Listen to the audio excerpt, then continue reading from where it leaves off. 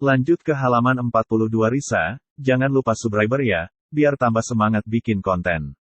Yang belum nonton dari awal cerita kami bikin playlist di profil YouTube bisa dicek secara urut dari 1 sampai akhir. Yuk lanjut kita ke cerita lanjut ke Risa. Mau tambahan cerita Mamak Rauf juga apa tidak guys? Usai makan siang bersama, aku dan dokter Fadi kemudian melanjutkan perjalanan ke pusat perbelanjaan. Lelaki itu bilang mau membelikanku beberapa potong pakaian. Sebenarnya aku tidak enak dengan ide dari dokter Fadi. Dia sudah terlalu banyak keluar uang hanya untuk kebutuhanku. Padahal, siapalah aku? Hanya karena kami saling suka. Sedang aku tidak pernah memberikan apapun padanya selain kerepotan.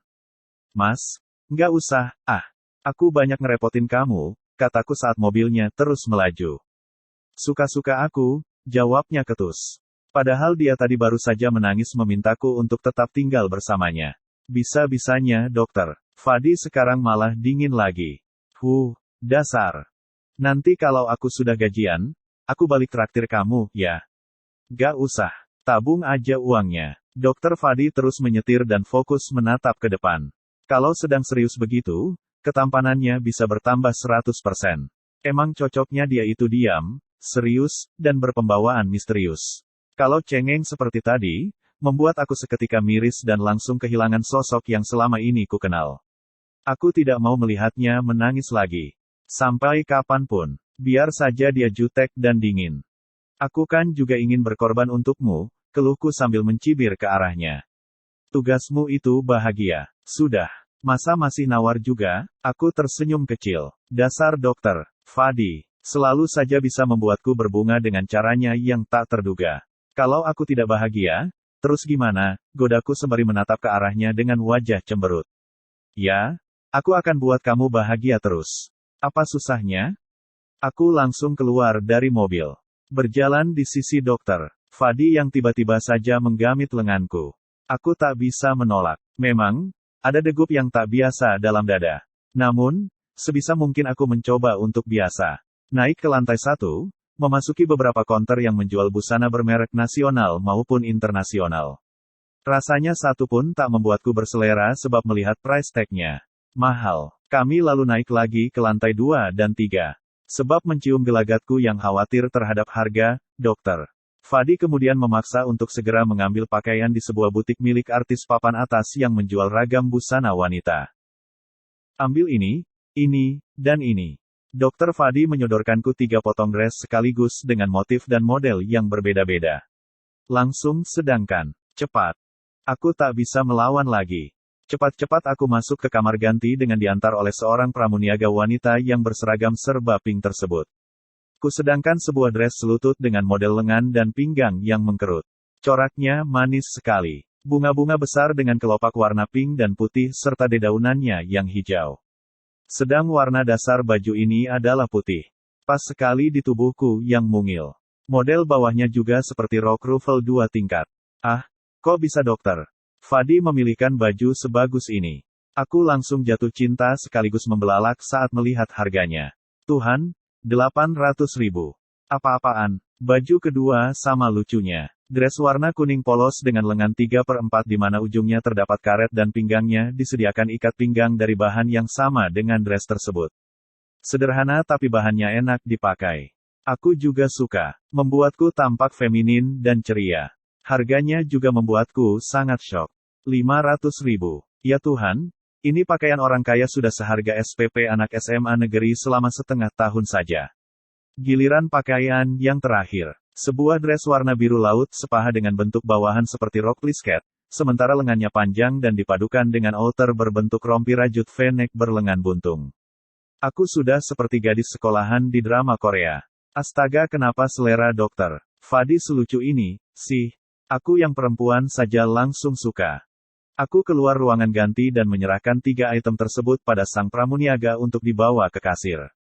Saat aku hendak ikut menuju kasir, dokter Fadi mencekat langkahku. Sedangkan 4 lagi. Semuanya lucu. Kata penjaga toko, ini semuanya new arrival.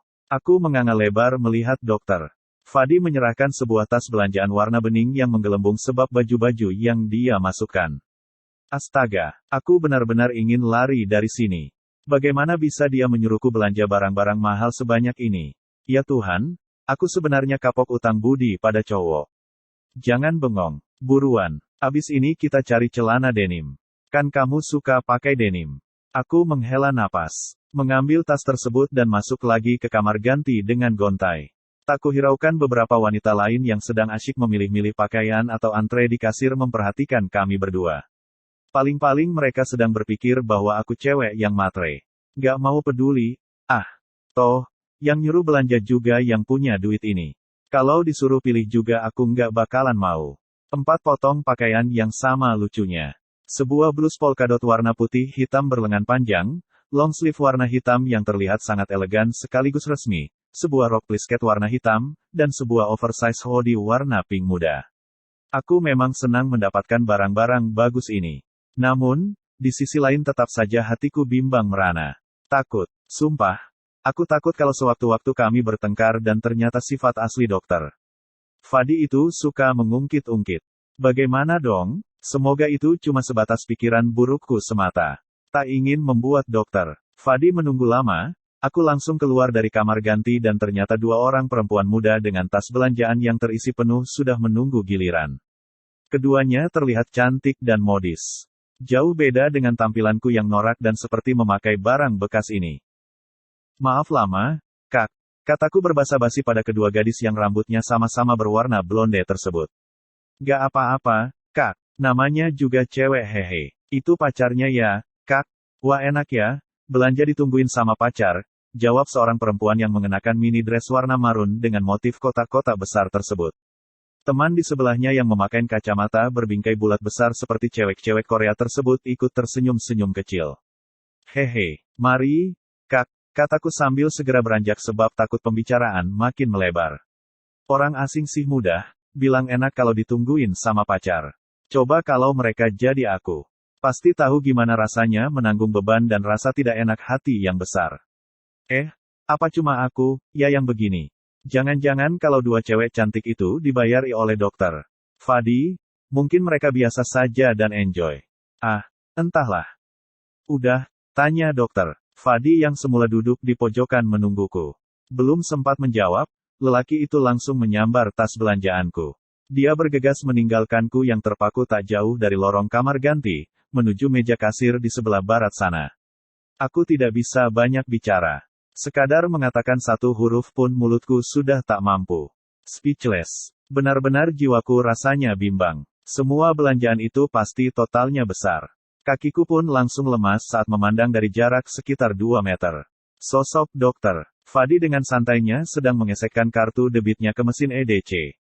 Ya Tuhan, kasih cowok itu rejeki yang banyak biar dia tidak bangkrut karena sering membelanjaiku. Kamu mau bengong di sini sampai malam? Tanya dokter Fadi sembari menggamit tanganku. Enggak. Kami berdua pun berjalan beriringan dengan 2 paperback warna hitam berisi barang belanjaanku di tangan kanan dokter Fadi. Sedang tangan kirinya sibuk memegangi lenganku, seolah aku bakal lepas dan kabur bila tak digandeng begini. Makasih, ya, kataku dengan nada lirih. Kita cari celana denim lagi di konter seberang sana, balas dokter Fadi sembari menunjuk dengan tangannya yang penuh barang ke arah depan. Lokasi mal ini berbentuk kotak dengan pagar trali yang mengelilingi sehingga pengunjung bisa berdiri sambil melihat suasana di lantai dasar sana. Mas, ini saja udah cukup. Gak, kamu butuh banyak celana biar nggak pakai itu-itu saja. Mau nggak mau harus menurut. Dasar keras kepala. Kapan sih, dokter? Fadi mau mendengarkan kata-kataku. Aku pun memasuki sebuah konter yang menjual ragam celana berbahan denim dan t-shirt dengan merek internasional terkenal. Padahal selama ini celanaku belinya di pasar dengan harga 100 ribuan per lembar. Ya ampun, di sini pasti harganya jutaan. Aku jadi merinding. Selamat datang, Kak. Mau cari apa? Seorang perempuan berok pendek sepaha dan kaos berkerah warna oranye dengan brand yang sama dengan brand toko ini menyapa kami. Cari celana ukuran 27, Kak. Aku menjawab dengan rasa kurang percaya diri. Malu. Aku malu sebenarnya belanja begini tanpa modal sepeser pun. Mari ikut saya, Kak. Dokter Fadi pun melepaskan tanganku. Lelaki itu kemudian duduk menunggu di kursi yang telah disediakan. Kebetulan ada seorang cowok lain yang telah duluan duduk. Suasana toko tidak begitu ramai. Hanya ada sekitar 4 orang yang tengah berkeliling mencari barang. Aku orang kelima. Sisanya ya 2 orang lelaki yang tengah duduk menunggu di depan sana. Apa karena mahal jadi pengunjungnya tak begitu penuh? Aku jadi takut sendiri. Pramuniaga berpakaian seksi itu pun menunjukkanku bagian yang menyediakan celana dengan ukuranku. Banyak ragam pilihan warna. Dia juga menjelaskan kelebihan produk yang mereka jual dan bagiku itu sama sekali bukan hal yang penting. Toh, selama ini aku juga pakai yang murahan tidak apa-apa. Saat aku hendak menyedangkan 2 lembar celana dengan warna navy dan biru langit, ponselku di dalam tas berbunyi. Aku cepat-cepat merogohnya dan menghentikan langkahku di depan kamar ganti. Ketika melihat nama yang tertera di layar, aku langsung merasa malas sekaligus enggan mengangkat. Mama, mengapa dia meneleponku? Ada urusan apa? Bimbang, akhirnya kuangkat telepon dari Mama. Halo, kataku merasa sebal sekaligus malas. Risa, Rauf kecelakaan. Isak tangis mengiringi kalimat yang sesaat membuat jantungku berdegup sangat keras tersebut. Kecelakaan? Di mana? Apakah dia sudah mati? Aku diam, masih menata emosi dan menenangkan diri. Kudengarkan suara Mama yang penuh isak tangis histeris. Sekarang ada di mana? Mama sedang berada di dalam taksi sama Indi. Kami menuju rumah sakit umum daerah, RIS. Rauf dibawa polisi ke sana dan mereka baru mengabari kami beberapa menit yang lalu. Mama bingung, Riz, tolong ke sini. Kasihan Rauf, dia tidak sadarkan diri. Ya, aku memang kaget. Shock. Namun, kekagetanku ini sama sekali bukan lambang dari kesedihan. Tak ada iba di relung hati terdalam. Tak ada kasihan yang meliputi perasaan. Aku hanya sekadar terkejut. Sudah, itu saja. Bahkan, diam-diam aku ingin Tuhan memberikan lelaki itu balasan seberat-beratnya sebab telah mengkhianatiku. Baik, Ma. Risa akan ke sana. Hati-hati di jalan, Ma. Sabar, ya. Aku hanya bisa mengatakan kalimat tersebut. Mama terus menangis. Terdengar pula suara guguan Indi yang kemungkinan duduk di sebelah Mama. Namun, aku sama sekali tak merasa kasihan pada mereka berdua. Apalagi kalau ingat perbuatan Mama dan Indi yang dulu sangat menyebalkan. Makasih, Chris. Mama tunggu di rumah sakit. Telepon pun terputus. Aku yang malas memikirkan nasib keluarga itu, dengan cueknya masuk ke kamar pas. Bodoh amat, pikirku. Memangnya apa peduliku terhadap lelaki kurang ajar tersebut? Mungkin sudah waktunya dia mendapatkan azab. Bersambung.